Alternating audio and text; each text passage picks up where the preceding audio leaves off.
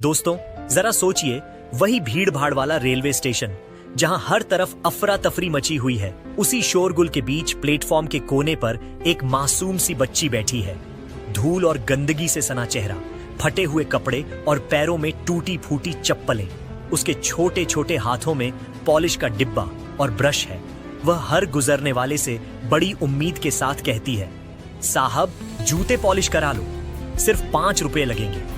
Station ही उसका घर था, वही फर्श उसका बिस्तर और वही आसमान उसकी छत। सुबह से रात तक मेहनत करके जो 2-4 रुपये मिलते, उनसे कभी बासी रोटी तो कभी ठंडी कचौड़ी खाकर पेट भर लेती। उसी शहर में एक अमीर उद्योगपति रहते थे जिनका नाम राजीव था।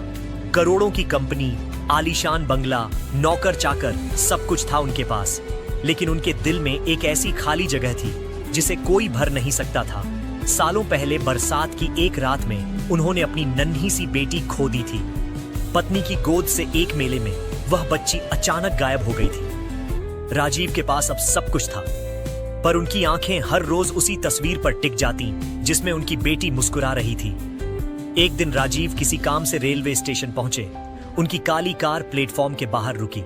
लोग उन्हें पहचान कर आपस में फुसफुसाने लगे। राजीव ने जैसे ही कदम बढ़ाए, उनकी नजर उस बच्ची पर पड़ी। वह बच्ची उनके सामने आकर बोली, साहब जूते पॉलिश करा लो। राजीव ठिठक कर रुक गए। वे झुककर बच्ची के चेहरे को गौर से देखने लगे। अचानक उन्हें अपनी खोई हुई बेटी की तस्वीर याद आ गई। उन्होंने बच्ची से पूछा, बेटा तू यह काम क्यों करती है? तेरे माँ बाप कहाँ हैं? साहब मुझे नहीं पता, जब से याद है मैं यहीं स्टेशन पर हूँ। राजीव ने जेब से कुछ नोट निकालकर उसके हाथ में थमा दिए, लेकिन बच्ची ने पैसे लौटाते हुए कहा, साहब मैं भीख नहीं लेती, मेहनत से कमाए पैसे चाहिए। अगर देना ही है तो जूते पॉलिश करा लो। उन्होंने उसी वक्त अपने सहायक से कहा, इस बच्ची पर नजर रखना, मुझे इसके बारे में सब जानना है। अगली सुबह वे फिर स्टेशन पहुंचे। इस बार बच्ची उनके जूतों पर ब्रश चला रही थी। राजीव उसे देखे जा रहे थे। उन्होंने धीरे से पूछा, बेटा तेरा नाम क्या है? बच्ची मुस्कुराई और बोली, गुड़िया।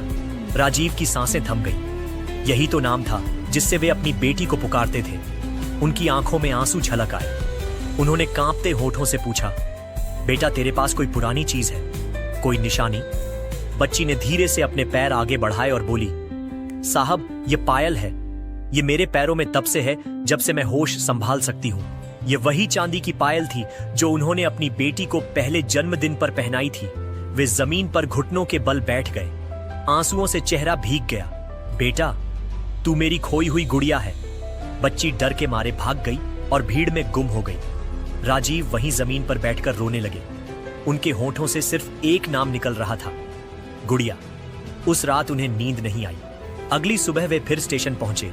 वे दौड़कर उसके पास पहुंचे और हाथ जोड़कर बोले, बेटा अगर तू मेरी बेटी नहीं निकली तो मैं कसम खाता हूं तुझे कभी परेशान नहीं करूंगा, लेकिन मुझे सच जानने दे। राजीव ने कहा, हम टेस्ट करवा सकते हैं, डीएनए से सब साबित हो जाएगा। बच्ची धीरे से बोली, अगर आप झूठे निकले तो मैं कहां जाऊंगी? राजीव ने उसका हाथ पकड़कर कहा, बेटा भगवान की कसम खाकर कहता हूं, अगर तू मेरी बेटी नहीं भी निकली तो भी मैं तुझे अपनी बेटी बनाकर रखूंगा। राजीव उसे कार में बैठाकर अस्पताल ले गए। अस्पताल में सैंपल दिए गए। आखिरकार रिपोर्ट आई। डॉक्टर मुस्कुराए और बोले, बधाई हो, ये बच्ची सचमुच आपकी ही बेटी है। ये सुनते ही राजीव की आंखों से आंसू झरझर बहने लगे। उन्होंने बच्ची को कसकर गले से लगा लिया और कहा, गुड़िया तू सच में मेरी बेटी है। राजीव ने उसी वक्त अपनी पत्नी को फोन किया। उन्होंने कहा, सुनो हमारी बेटी मिल गई है। फोन पर सन्नाटा छा गया। फिर रोने की आवाज आई। पत्नी भागती हुई अस्पताल पहुंची। जैसे ही उसने अपनी बेटी को देखा, वह चीखते हुए दौड़ी और उसे गले से लगा लिया। राजीव, उनकी पत्नी और गुड़िया तीनों बरसों बाद एक साथ खड़े थे। राजीव ने आसमान की ओर देखा और कहा, धन्यवाद भगवान, तूने हमें फिर से एक कर दिया। गुड़िया ने दोनों का हाथ कसकर पकड़ लिया और बोली, अब हम कभी अलग नहीं होंगे ना पापा? दोनों ने एक साथ कहा, कभी नहीं बेटा, कभी नहीं।